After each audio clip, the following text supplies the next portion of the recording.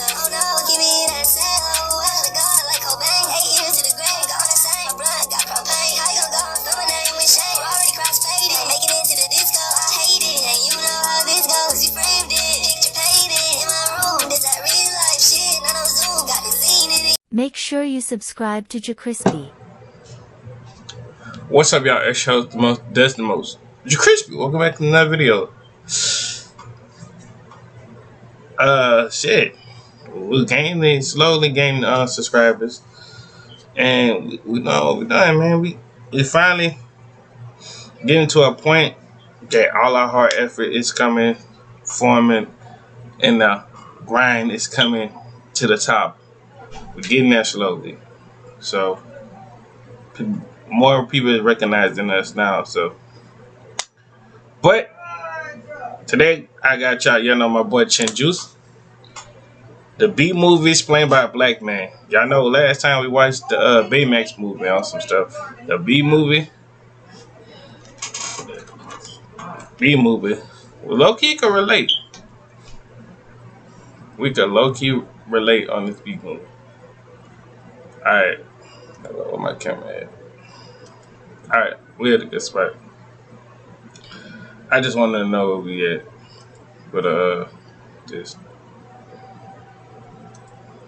let's get it. We get to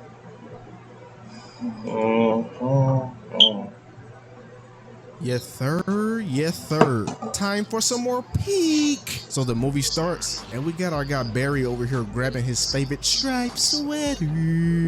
But bro forgot the collar or turtleneck. Shaking my head. In this extremely unscientific movie about bees, they use honey for absolutely everything. And I mean everything. Toothpaste, deodorant, wave grease. Like, how you gonna have so many uses for this junk? Is somebody like in the background adding all these different properties to the honey? Anyways, bro sharpened his booty stinger and flew downstairs to get the whip, because today is Barry's graduation, and he zooms off to get his friend Adam. Bro was like, "Cuz, I can't wait to get up out this mug." Barry was like, "Yeah, a nigga been alive for like 12 days. I'm living." Then they talk about how one of their buddies absolutely kamikaze himself stinging a squirrel. They pull up and get to the seats, and everything is moving so fast. This jelly belly of a college dean was like, "Y'all fools got about 15 more days to live, but congrats, you graduated." These bees went from college straight into the workforce. I know them business CEOs was recruiting these niggas at birth. Barry and Adam finna be first team all honey stalker after this movie, but they go off to pick the jobs they'll live out their short little lives working during the tour of the Hunnex facilities, which is like the B Universe's Black Rock. Barry was listening to what Shawty was saying and was a little confused. Hold up. If they only gonna live 15 days, how are their parents are still alive? If bees can only live 15 days, that's like they said in this movie, how are both of his parents still alive as we speaking? Work us to death? We'll sure try. Everybody laughing and jump, but Barry wasn't with the games. He ain't trying to waste his 15 days of life working at Hunnex forever. After the tour, this fool Barry started questioning life. Bro was thinking this bee life just be moving a little too smoothly for him, cause broski got league dreams. These two walk up and see the pollen jocks coming back to the hive from outside. These shrewd brain gym bros are like the scout regiment from Attack on Titan. I know these pollen missions gotta be life or death, cause me personally, as a human, I'm hitting any bee that flies past me with that Mr. Miyagi. The jocks over the oral farming so hard, it got Barry and Adam looking like groupies. But these doodlebobs tried to get some of that oral by association. Once that flower nut landed on them, the pollen hit their skin, and they wasted no time trying to run game on the bee shouties, who apparently are their cousins. I'm pretty sure Barry said. Everybody is their cousin. This beehive must be from Alabama. But some of the jocks came over to Cockblock like, "Bro, let Barry and Adam run game." They came and dared Barry to go on the next pollen retrieval mission. Back at home, Barry and his dad had a weird talk. Man's about 3 cups deep into them honey liquor shots, but Barry tells his parents he ain't feeling this honey business. So the next day, right before clocking in, the two stooges had to pick out their jobs. And Tubby right here is a little too excited about explaining how these positions open and close. Basically, whenever the board shows a position is open, that means the previous person, he's gone, he's dead. Say goodbye. Bro done went to go meet our Lord and Savior Jesus Christ. While Adam trying to decide, Barry sneaks off and makes it over to the pollen jock area. Barry walks in and they got man signing a waiver. That's how you know once these fools step out this hive, it's gonna be like walking through the middle of Chirac with red and blue for these bees. The jocks hit that buzz formation and line up for takeoff. Fools are like hive Spartans. They all get into their stances and it's almost time. Celly check. Honey pack check. Booty stinger check. It pans back to Barry and bro looking like he finna drop a turd. And I like how these bee workers flicking on the jock's wings. Like these goofies can't make their own wings flap. Like you freaking for real, bro. So they all take off, and once Barry got past the tree line, it was like a whole new world to bro. And shoot, I understand. Bro got that monthly lifespan with no renewal. He trying to live his life to the best. After a scenic route flying through the park, the jocks locate the first drop. They all landing on the flowers using that Gop 3000 to collect all the nectar from them. Meanwhile, on the other end, the jocks are grabbing pollen and crop dusting all the flowers. But I'm low-key surprised, cause ain't this Barry's first time seeing humans? Like bruh, I would have been freaking the heck out. The jocks then spot some moving flowers, they say, flying down to get a better view. After getting closer, they see that this supposed flower is actually a tennis ball. So Barry got stuck to it, cause bees stick to balls apparently in this movie. The shawty grabbed the ball and it looks like a tennis couple's getting their pickleball reps in. Wait, let's hear bro's voice real quick. You can just start packing up, honey, because I believe you're about to eat it. I know that ain't Kronk from Emperor's New Groove with her voice acting, but Dinglebutt misinputs and the ball got sent flying. Fool Barry done landed dead in the middle of traffic. Man's getting that near-death treatment. Bro went through the Topinator. See, the topinator hooked up to the motor. The motor ain't pushing enough pressure out for the gas pedal. The gas pedal got a lot of dirt in that oil. If you keep look right here. He makes it through the engine and flew out the AC face to face with another human. And this shawty is one of them bug crash outs. She gave us some of the biggest cap I've ever heard in a while. Play the clip. Nobody move. If you don't move, he won't sting you. Freeze. What? They hit that mannequin challenge, and bruh, am I the only one who never believed this dumb junk? You telling me that just because I stopped moving, this nigga just won't sting me now? And grandma talking about, he blinked. Lady, ain't no way you saw this nigga blink. Bruh, she brought out the radar wave, and Barry got up out of there expeditiously. He up in the air thinking it's sweet, but once I saw them clouds in the back turning down their brightness, I knew it was up for bro. Cause old man Jenkins from earlier did warn them it would rain that day. So Barry takes off flying towards who knows where. Bro started panicking, and his first instinct was to run. He really a nigga for real. But that one hit his back, and he landed dead first into the house of shawty from the tennis court. Kronk came over and closed the window, locking Barry inside. And I guess bruh's brain done smoothed out from all that panicking, cause dude saw the light bulb and thought it was a sun. Boy, if you don't get like bro, it's a light. Dude, I'm pretty sure there was something similar to this in that dang high-tech bee society you live in. Bro flies noggin first at that mug, falling into the guap, and he marinated in that CTE. And of course, Big Back almost took a bite out of bro, but Kronk spotted him and was on timing. Mans grabbed the Timbs and was finna curb stomp Barry jump, but shawty caught the butters and put Barry on the glass. She just saved buddy from a mean smush no jutsu. She tears off some paper and walks Barry away. And what's up with the googly eyes she's giving dude? Barry done fell victim to that milk syndrome. He better chill out. Like didn't that boy Shark? Leave them bunnies alone. She dumps bro out the window, and a couple hours later, the rain finally stops. Barry been sitting this whole time just tweaking. Bro trying to work up the courage to go run game on this human. So he flies back through the window she conveniently left cracked and flew into the kitchen to talk to shawty. But he flew back to the bottle to really lock in. He had to ask himself some real questions. Is a bee even supposed to talk to a human? But after swinging down closer to old girl, bro had already turned into a bot. Man was like, hi there. Hi there. Shawty was bamboozled, dropped all the fine dinery. And low-key, her initial response wasn't even all that bad. She just thought she was dreaming. But me, I would have had Barry stained against the kitchen panels if he even said a syllable of a word to me. But I must have spoke too soon. Right after Barry got to thanking her for saving him, a CCO, Caucasian crash out, was about to take place. She took that fork and jammed it straight in her hand. Had her singing nursery rhymes. Damn! Anyway. And the bee is talking to me. Then she started asking him how he learned to talk. I don't know, it's like some mama and daddy stuff, you know? Then she offered bro a cup of some of that fresh Starbucks brew and some cake, but her brain must have downloaded some stupid from the air, cause she done went crazy. Then it pans to these two on the roof, and Barry is really cooking for real. Running game on a human gotta be like automatic B-or back at the hive, right? And then it got deep real quick. They started talking about chasing their dreams and stuff, yada yada yada. And look at the maintenance guy in the back. Bro definitely thought she was a crack fiend. thing, but Barry calls it a night and takes some cake to go. Back at the hive, they show what has to be the worst job in this place. This fool right here is literally a crash dummy. Man's here just to take a 9 to 5 beating for minimum wage. Then we see Barry telling Adam all the details. He thought Barry had got that crazy out of him, but he was sadly mistaken. Barry had just made him an accomplice. Man's got hold by association because Barry broke a B law by talking to Vanessa. So Barry stuffed that cake crumb in his mouth and bro became real quick to the new eats. And back home, Barry's parents are on to him because he hasn't worked in like 3 days. But I forgot, in B time, that's like being a bum who never works but is asking for $1. Pops called bro barely a B,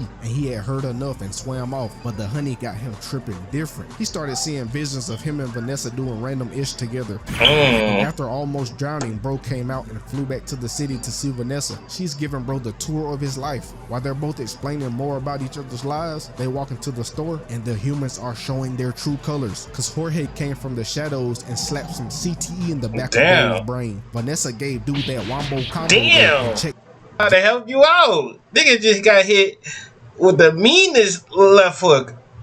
Let's replay that for the people for the back.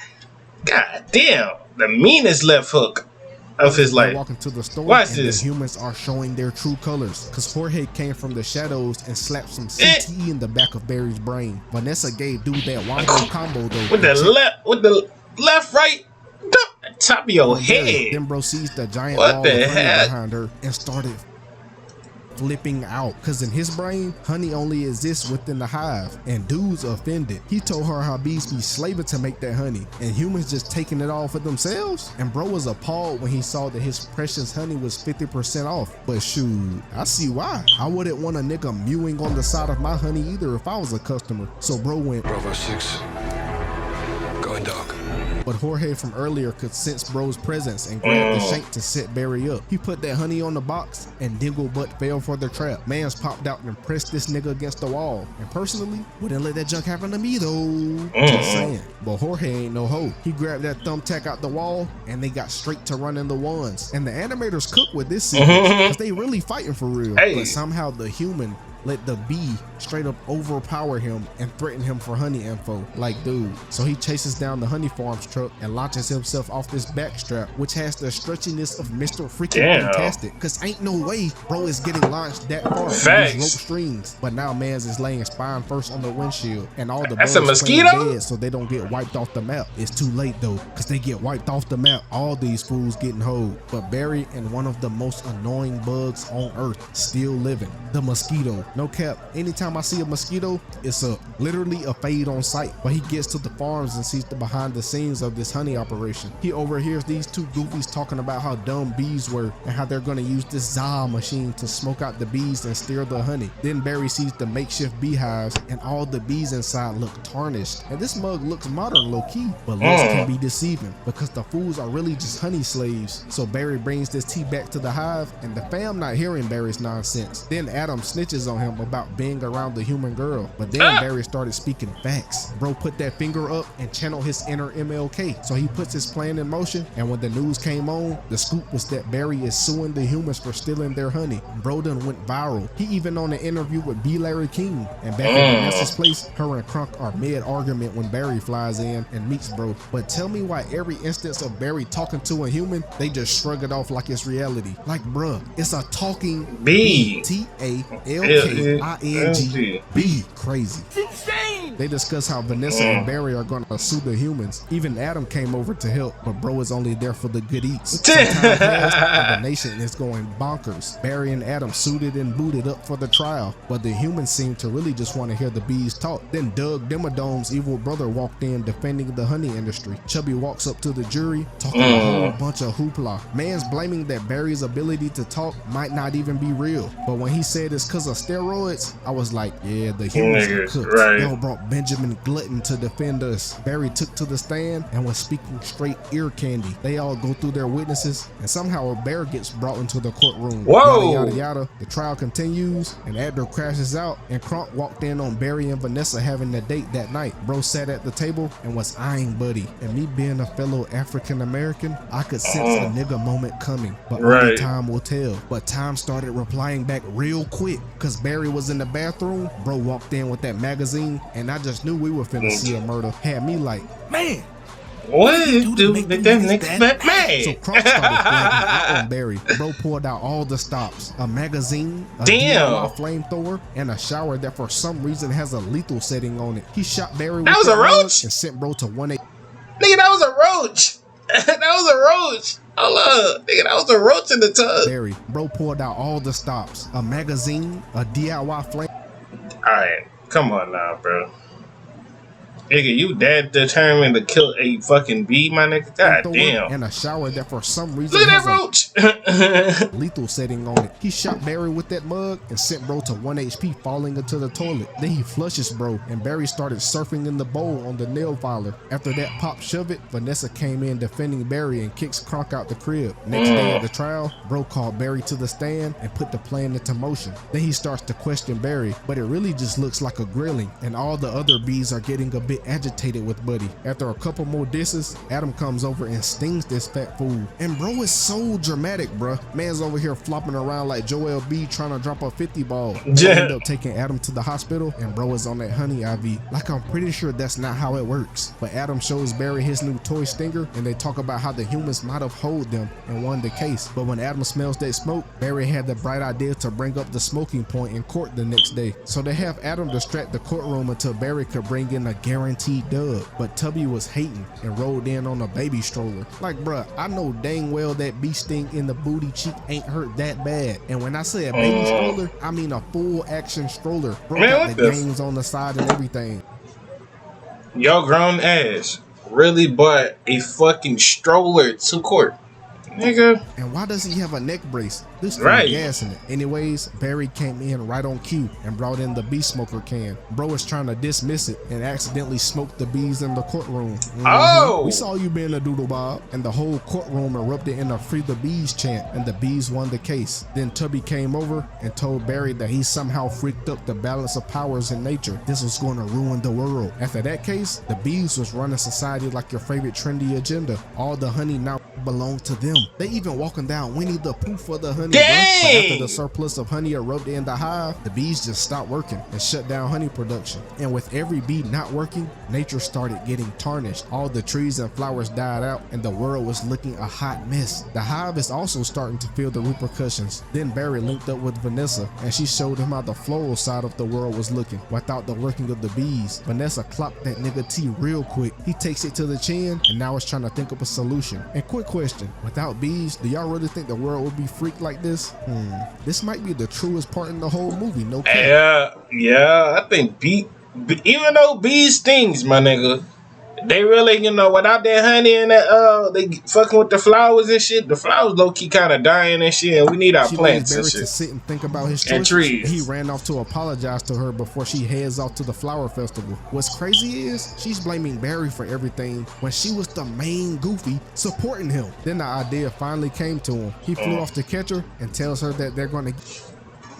So they sneak off to the venue in Pasadena and steal the parade float and somehow snuck that mug through TSA and onto a plane. But they get a message from the pilot about the weather delay. But these two are pressed for time, so he sneaks into the cockpit and tries to talk to the pilots. But these fools started spazzing and knocked each other out. Damn! So now no one is flying the plane, and flight control is freaking out because they gotta leave the lives of these innocent civilians in the hands of this bee who hold the world. The press pulls up on timing too, and the flight control guy had his hate badge activated. Even the B News crew had pulled up defending Barry. Bro is on the intercom like, Hey, my nigga. my wings might be small, but I can fly. Mans gave him that I had a dream speech and got straight to flying. The bees from the hive came up to give bro some help also. They squatted up flying under the plane while Barry and Vanessa in here having a slap fight. The worker bees were on the runway too, hitting them thinking bee emotes. So they cut the engine and somehow turned this, I'm assuming, multiple ton aircraft in the blink of an eye. The pollen jocks were under that plane putting in work, and somehow the passengers are just in the seats like this was your average weekend flight. While everyone is celebrating, Barry gave them the talk of the century and told them that they needed to get the world back in order. So they took the last flowers and pollinated them. Now Barry has his new job. Bro is officially a pollen jock. Then they flew off and pollinated the last few flowers on Earth. This little parade float of flowers somehow produced enough pollen to somehow repollinate the whole Earth in one run through. Like, that's gotta be cap, right? Am I Right. right? Back at the Hive, everyone is on their regularly scheduled program. Also, Vanessa's shop is back in business and they booming. Meanwhile, back in the office, Barry is showing us his side gig. Bro is now a representative for all animals. Bro consulting with a dang talking cow. Then it switches to Barry just flying off in the wind, like bees be doing, you know. Hey, this movie definitely had its fair share of cap, but hey, I give it a certified banger on my certified scale. Hey, Jutsu Mafia. Anywho,